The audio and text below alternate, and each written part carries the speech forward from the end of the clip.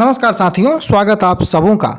7वें चरण की शिक्षकों की बहाली का इंतजार लगभग 3 लाख से अधिक अभ्यर्थी कर रहे हैं, परंतु शिक्षा विभाग के सुस्त रवैये के कारण अभ्यर्थी हलकान और परेशान हैं। लगातार आंदोलन की चेतावनी विपक्षी पार्टी के माध्यम से हो या फिर अभ्यर्थियों के माध्यम से हो, लगातार चेतावनी सरकार को दी जा रही है। बजट सत्र भी चल रहा है, लेकिन सरकार और शिक्षा विभाग कान में तेल डालकर सोई हुई है। परंतु अखबारों में लगातार बहालियां निकलती है, चाहे वो शिक्षकों की बहाली का मसला हो, लाइब्रेरियन की बहाली का मसला हो, सिपाही भर्ती की मसला हो। तमाम मुद्दों पर जो बहाली है वो केवल अखबारों में निकलती है। तो इन सभी मुद्दों पर हम लोग इस वीडियो में चर्चा करेंगे और इस छोटे से वीडियो में आज की जो महत्वपूर्ण खबरें हैं उन तमाम खबरों को देखने का प्रयास करेंगे। तो शुरुआत करेंगे 6421 उच्च माध्यमिक विद्यालयों में पुस्तकालय अध्यक्ष यानी कि लाइब्रेरियन की बहाली होगी।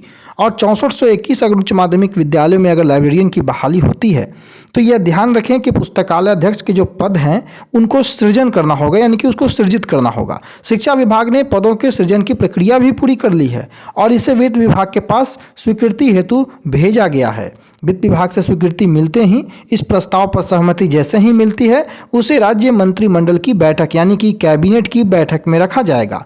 जैसे कि कंप्यूटर विषय की आप सीटों को देख लें, 7360 सीटों की अप्रूवल हो चुकी है कैबिनेट की बैठक में।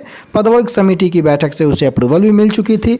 वित्त विभाग के अप्रूवल की लगातार उम्मीद लाइब्रेरियन की भी की जा रही थी। अब यहाँ से सहमति जैसे ही मिलती है कैबिनेट की बैठक में, लाइब्रेरियन के पदों की भी आपको देखने को जानकारी मिल जाएगी।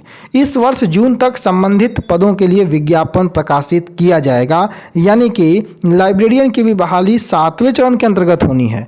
और यहाँ अखबारों ने यह प्रकाशित किया है कि जून तक जो है विज्ञापन लाइब्रेरियन की प्रकाशित की जाएगी।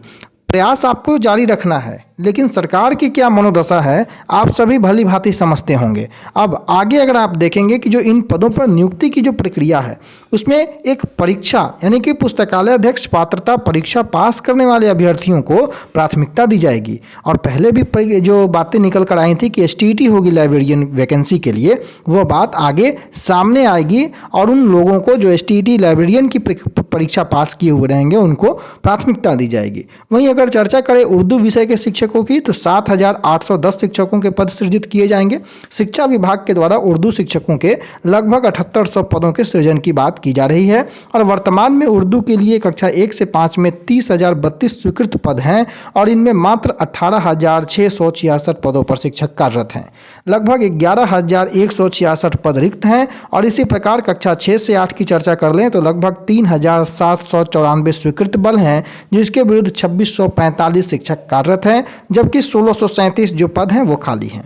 शिक्षा के अधिकार अधिनियम की बात करें तो शिक्षक छात्र अनुपात की पूर्ति के लिए कक्षा 1 से 5 तक 4580, 6 से 8 तक 2810 शिक्षकों के अतिरिक्त पद की सृजन की आवश्यकता होगी। और इस प्रकार 7800 से भी ज़्यादा का आंकड़ा पार हो जाता है उर्दू शिक्षकों के पद के सृजन का।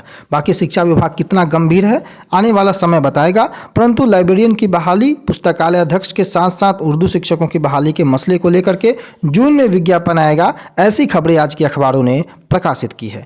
दूसरे मुद्दे पर अगर हम चलें तो आपको मैंने बताया कि अखबारों में लगातार बहालियां हो रही हैं। नियुक्ति की प्रक्रिया बिहार पुलिस में भी तेज हो चुकी है। 31 तक रोस्टर क्लियरेंस कर भेजा जाएगा बहाली का प्रस्ताव और नियुक्ति की प्रक्रिया तेज होगी, ऐसा अखबारों ने फिर से लिखा है। देखना होगा कि कब तक इन नियुक्ति की प्रक्रिया में तेजी आती है और कब आगे की प्रक्रियाओं को अंजाम दिया जाता है। फिलहाल के लिए इन्हीं सभी बिंदुओं के साथ आपका बहुत बहुत धन्यवाद। इस वीडियो को अंत तक देखने के लिए दोस्तों तक शेयर करना बिल्कुल ना भूलें। धन्यवाद।